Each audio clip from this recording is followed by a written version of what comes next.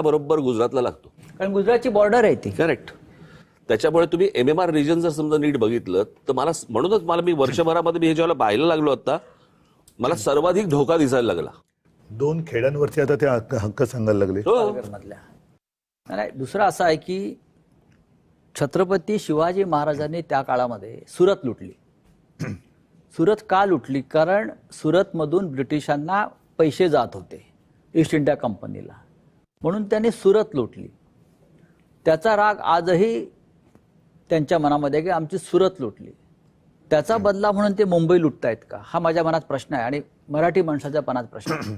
ज्या पद्धतीनं मुंबईची लूट सुरू आहे, म्हणजे मला तर असं कळलं की सध्याचे जे राज्यकर्ते आहेत त्यातले जे डेप्युटी राज्यकर्ते आहेत उप, ते दिल्लीत जातात तेव्हा मोठ्या थैल्या घेऊन जातात आणि जोपर्यंत त्या थैल्या त्यांना मिळतात तोपर्यंत ते राज्यावर राहतील. हे थैलीचं राजकारण मुंबईतून अनेक वर्ष म्हणजे काँग्रेसच्या काळापासून मुंबई ही थैल्या देण्यासाठीच निर्माण झाली की काय, ते आता त्या थैलीचा आकडा वाढत चाललेला आहे. तर मुंबईचं हेच महत्व आहे का कायम की दिल्लीला थैल्या पोहोचवणं? हेच फार महत्वाचं आहे की मुंबईमध्ये आम्ही मुंबईला आपलं शहर म्हणून बघतो. मुंबईचं नाव मुंबादेवीवरनं पडलंय सगळ्यांना माहिती आहे, पण हे मुंबईला सोन्याचं अंड देणारी कोंबडी म्हणून बघतायत आणि आता ती कोंबडी ते कापायला निघालेत. मग त्यांनी कोंबडी कापली तर इकडल्या जैन बांधव काय करणार? त्यांना कबूतर कोंबड्या ते पिसं लावून फिरतील.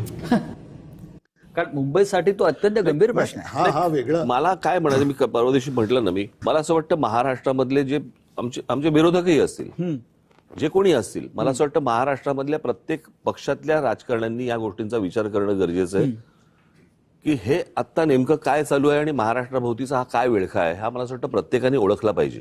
तुम्हाला सत्तेसाठी म्हणून तुमच्याकडनं काही गोष्टी करून घेतात किंवा काय करतायत हा नंतरचा भाग. नंतर पश्चातापाचा फक्त कपाळावरती हात मारायला लागेल प्रत्येकाला. जर यांना जर आज कळलं नाही की आपण काय करतोय आणि काय करून ठेवणार आहोत, महाराष्ट्रातल्या प्रत्येक मराठी पक्षातल्या नेत्यांनी ह्या गोष्टींचा विचार केला पाहिजे वरपासून खालपर्यंत की आपण हे काय करतोय. मराठी म्हणून सगळ्यांनी एकत्र यायला पाहिजे. नाही, मराठी म्हणून या गोष्टींचा विचार आहे. बघा, आपापले मतभेद सगळे असतील, भांडणं असतील, मतभेद असतील, सगळ्या गोष्टी असतील. मला असं वाटतं मी मगाशी म्हटलं त्याप्रमाणे महाराष्ट्रापुढे काही नाही. आज ते देशमुख कोणी आज भारतीय जनता पक्षामध्ये लोक असतील किंवा अजून त्यांच्या बरोबरचे इतर सहकारी कोणी असतील किंवा अजून कोणी लोक असतील, प्रत्येकाने या गोष्टींचा विचार करणं गरजेचं आहे. महाराष्ट्र माफ नाही करणार आपल्याला.